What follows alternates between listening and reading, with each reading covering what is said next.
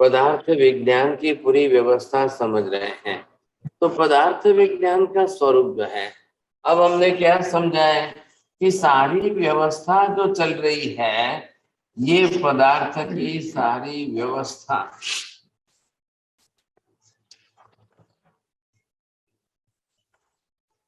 अब किसके आधार पर चल रही है? पर्याय के आधार। अब पर्याय किस तरह से किसकी हो रही है, तो ये निश्चित आपको समझ लेना पड़ेगा। पर्याय जो हो रही है तो वो किसकी हो रही है और कैसे हो रही है? पर्याय जो हो रही है उत्पाद व्यय की प्रक्रिया से। बस एक ही सेंटेंस में उत्पाद व्यय हो रहा है, इसलिए पर्याय बदल रही है। उत्पाद व्यय नहीं होता, पर्याय नहीं बदलती। उत्पाद व्यय किस में हो रहा है? पांचों द्रव्यों में हो रहा है। पांचों द्रव्यों की द्रव्य पर्याय बदलेगी। उत्पाद व्यय और किस में हो रहा है? गुणों में हो रहा है। गुणों की पर्याय बदलेगी। ये प्रक्रिया दोनों के साथ जुड़ रही है, इसलिए द्रव्य गुण पर्याय हमने ये देख लिया है। पदार्थ है ही किस रूप में है, कैसा है? द्रव्य गुण पर्यायात्मक ही तो है। तो द्रव्य की भी पर्याय बदल रही है, गुण की भी पर्याय बदल रही है। अब द्रव्य की पर्याय बदलेगी, वो कैसी होगी? गुणों की पर्याय बदलेगी, वो कैसी होगी? बस ये अलग अलग हमको देखना है, लेकिन होगी तो सही पर्याय। तो पर्याय जब बन चुकी है तो एक किनारा पर्याय का आप ये उत्पाद का देखेंगे, दूसरा किनारा इसका व्यय का देखेंगे। तो ये उत्पाद व्ययात्मक ही पर्याय है। उत्पाद व्यय हो रहा है तो किसी में भी हो रहा है, तो किस में हो रहा है? किस में हो रहा है? तो ये आ गया जो आपने देखा कि पांचों पदार्थ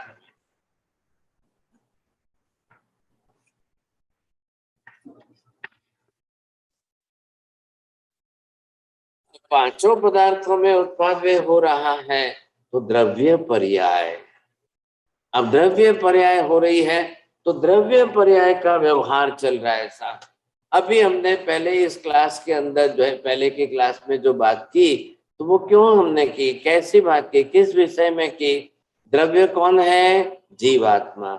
पर्याय क्या धारण की? शरीर की। अब वो शरीर में आकर के उत्पन्न हुआ, अब उसमें जीवन जी रहा है। अब ये आत्मा ने अपनी तरह से पर्याय धारण की, अब उसके हिसाब से व्यवस्था चलेगी। जिस आत्मा ने जैसे पर्याय धारण की है, अब व्यवहार और व्यवस्था उसके हिसाब से चले। व्यवहार प्रधान है ना, व्यवस्था जो है वो क्या है? व्यवस्था पूरी व्यवहार प्रधान है, तो उसके हिसाब से चलेगी। ये आप देखेंगे, ये जो है गर्भ क्षेत्र है, ये जीवात्मा आई अंदर, अब इसने यहाँ जन्म लिया, अब इसने जन्म लेकर के जीवन जी रही है। अब इसमें भी ये देखिए शब्द क्या लिखा है? जीव। अब ये इसके साथ में न जोड़ा है, जीवन। अब ये बरोबर इसके जो है जीवन का काल। अब यहाँ पर बीच में क्या आएगा? मापक व्यवहार जो है, मापक मतलब मापने का व्यवहार आप किससे करोगे? वो आएगा काल। अभी तक हमने काल को बीच में नहीं लाया है, अब लाना है। तो काल द्रव्य का व्यवस्था का स्वरूप समझ लेंगे। ये जीवात्मा अब ये जन्म ले रहा है। हाँ साहब, कब जन्म हुआ? अब उसका काल देखो। अब 10 बरस, 20 बरस, 30 बरस, 40 बरस, 50 बरस, 60 बरस, 70 बरस, ऐसे बरसों के हिसाब में हम गणित करते गिनते जा रहे हैं। तो क्या होगा? काल आएगा तब आपको गणना करनी पड़ेगी, गिन करके सारा व्यवहार करना पड़ेगा।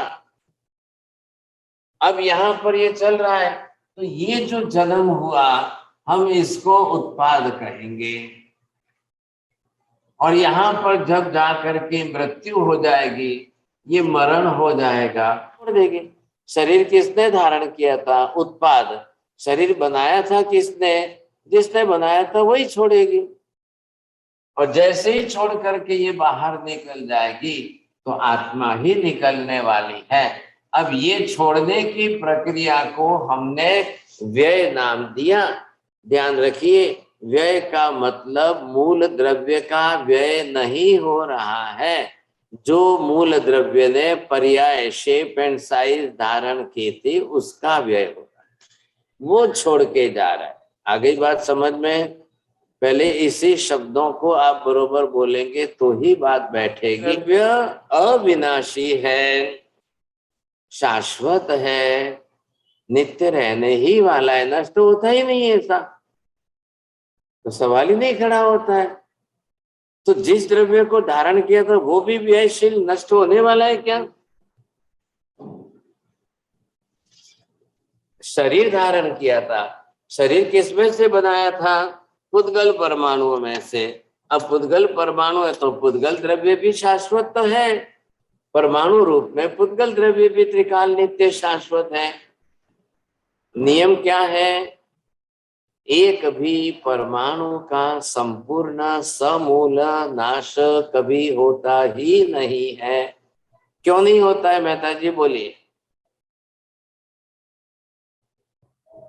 परमाणु भी द्रव्य है, तो द्रव्य का नाश कभी होता ही नहीं है। द्रव्य है, परमाणु जो है वो भी मूलभूत द्रव्य है, ऐसा। द्रव्य है।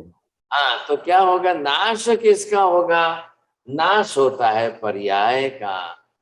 मतलब स्कंद पर्याय का नाश हुआ, परमाणु पर्याय उत्पन्न हुई। परमाणु पर्याय का नाश होगा, स्कंद पर्याय का उत्पाद होगा। ये परमाणु पर्याय का परिवर्तन जो है, अब ये परिवर्तन कितनी बार होगा, कैसे होगा साहब? ये पर्याय तो मूल द्रव्य कौन है? परमाणु। अब इस परमाणु ने क्या किया है? जब संघात भाव, मतलब क्या हुआ? संघात भाव के अंदर ये जब मिल गए, अब जाकर के ये स्कंध बन गए साहब। अब ये स्कंध बने तब हुआ उत्पाद। परमाणु पर्याय का व्यय हो गया। अब ये स्कंद फिर जुड़ेंगे तब फिर वापस स्कंधात से व्यय उत्पाद होगा, सब ये परमाणु बनेंगे सब। फिर परमाणु का व्यय होगा, फिर जुड़ेंगे, फिर स्कंद बनेंगे, फिर वापस जो है इनके स्कंद में से फिर परमाणु बनेंगे। आज जाकर के आप सिमंदर स्वामी को पूछिए, हे परमात्मा, एक परमाणु ने आज दिन तक कितनी पर्याय धारण की है? एक परमाणु ने आज दिन तक कितनी पर्याय धारण की है? अब इसका उत्तर क्या आएगा? अनंता अनंत बार। अब क्यों? हे भगवान, भविष्य में भी यही परमाणु कितनी पर्याय धारण करता रहेगा?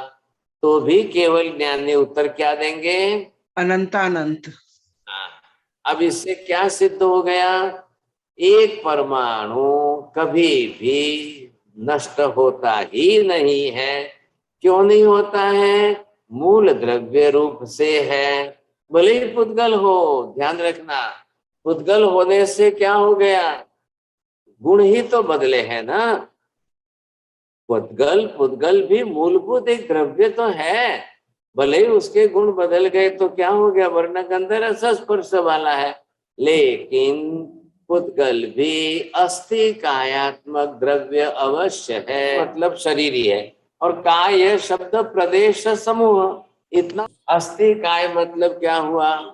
प्रदेश समूहात्मक पिंड रूप जिसका अस्तित्व त्रैकालिक है उसको कहते हैं अस्थिकाय। अब कोई भी मूल द्रव्य आकार प्रकार धारण करने के लिए जो प्रक्रिया करे, उत्पन्न होए और नष्ट भी होए, उसको पर्याय है। इसी तरह से किसी भी द्रव्य का कोई गुण भी जो है वो व्यवहार में आए और उस प्रकार से उत्पन्न और नष्ट होता रहे, तब वो गुण की पर्याय बनेगी, ये द्रव्य की पर्याय बनेगी। आत्मा द्रव्य है, उसने एक आकार प्रकार, आत्मा का तो आकार प्रकार है ही नहीं। अब आत्मा ने आकार प्रकार धारण करने के लिए पुद्गल को ग्रहण करके शरीर बनाया, ये उत्पाद, और शरीर छोड़ा, ये व्यय। तो उत्पाद व्यय तो है ही, उत्पाद व्यय के कारण ही पर्याय, पर्याय के कारण ही उत्पाद व्यय, दोनों परस्पर जोड़िए, समझे कि नहीं। उत्पाद व्यय होगा तो ही पर्याय बदलेगी, पर्याय बदलेगी तो निश्चित उत्पाद व्यय होगा। अब द्रव्य में हो या गुण में हो, दोनों तरीके से आपको देखना है। संसार के अंदर संसारी आत्माएं, अनंत जीव आत्माएं द्रव्य की पर्याय बदलती रहेगी और फिर गुण की भी बदलती रहेगी। सिद्ध आत्मा को द्रव्य पर्याय नहीं बदलनी है, गुण पर्याय ही बदलनी है। आकाश में क्या होगा, क्षेत्रीय पर्याय बदलती जाएगी। धर्मास्तिकाय में क्या होगा, गति संयोगिक पर्यायों में परिवर्तन होता जाएगा। अधर्मास्तिकाय में क्या होगा, स्थिति संयोगिक पर्याय का परिवर्तन होगा। पुद्गल द्रव्य में क्या होने वाला है, स्कंद से परमाणु, परमाणु से स्कंद, स्कंद का आकार प्रकार बदल गया, पर्याय बदल गई। इसी तरह से जो है वर्णगंध रस स्पर्श के गुणों में परिवर्तन हुआ, पर्याय बदल गई। उत्पाद व्यय ये पर्याय की प्रक्रिया है, परिवर्तनकारी जिसको हम बोलते हैं वो प्रक्रिया जो है। तो परिवर्तनशील जो प्रक्रिया है वो उत्पाद व्यय है। अब कैसा हो रहा है, किस तरह से हो रहा है, ये हमको देखना है। तो संसारी आत्मा की हमने बात की, तो निश्चित रूप से उसको आकार प्रकार धारण करना है। अनामी, अरूपी, अवर्णी, निरंजन, निराकार होते हुए अपुद्गल द्रव्य को ग्रहण करके औदारिक वर्गणा को लेकर के अलग अलग प्रकार के आकार प्रकार धारण करती रहेगी सब। ये हो गई उसका उत्पाद, उसका व्यय, उत्पाद उसका व्यय। एक जीवात्मा माता के गर्भ में आकर के ये औदारिक वर्गणा के पुद्गल परमाणु ग्रहण करे, ये हो गया उसका आत्मा का उत्पाद। आत्मा उत्पन्न हो गई,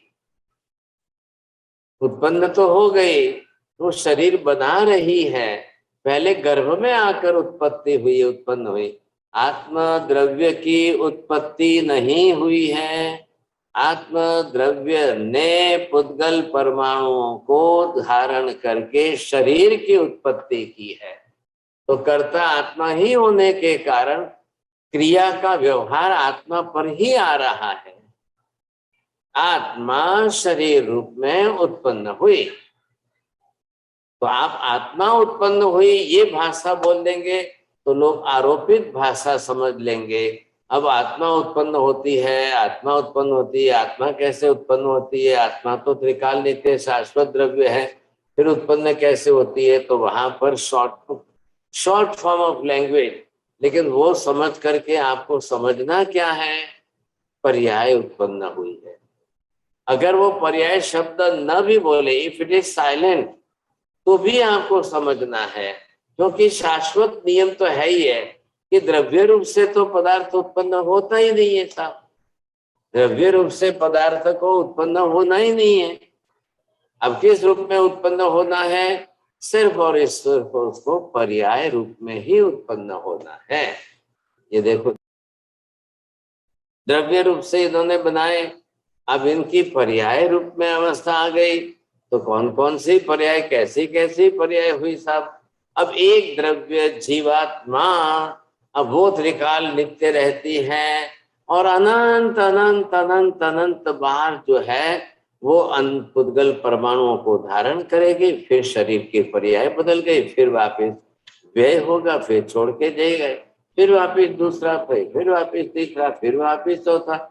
ऐसे न मालूम कितनी बार कितने शरीर धारण किए, बनाए छोड़े, बनाए छोड़े, बनाए छोड़े, बनाए छोड़े, समझे कि नहीं।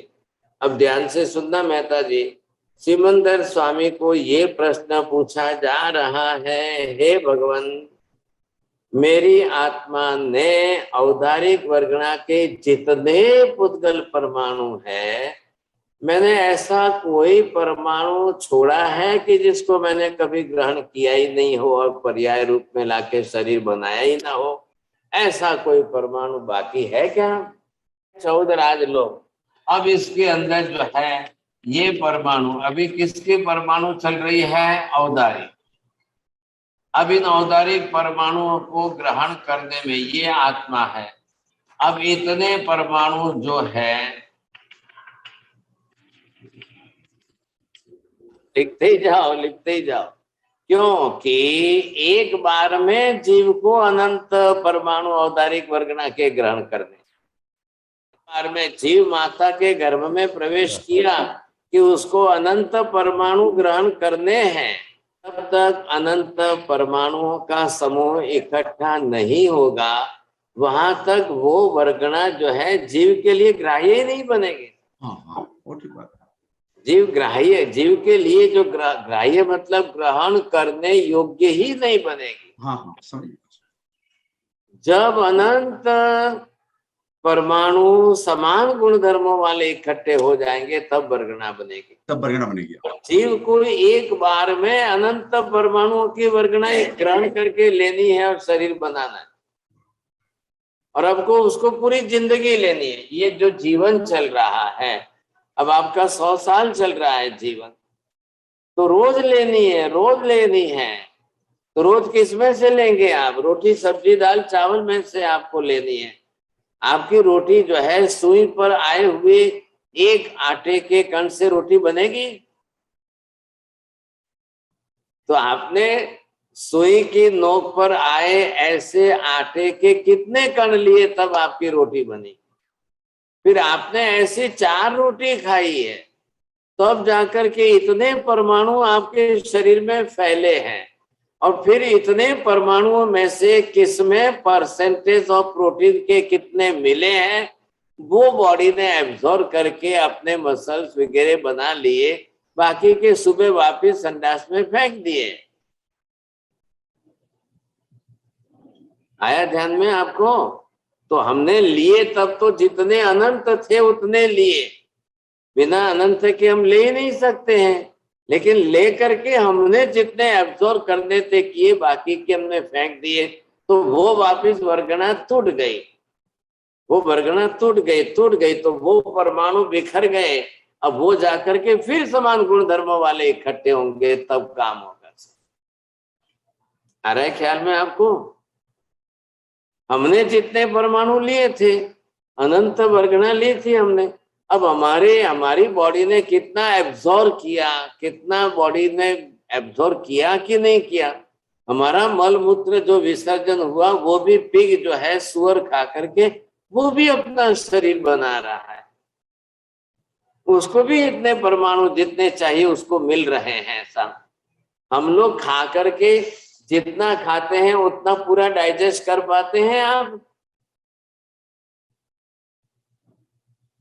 हमारी पाचन शक्ति इतनी नहीं है, इच्छा शक्ति ज्यादा है।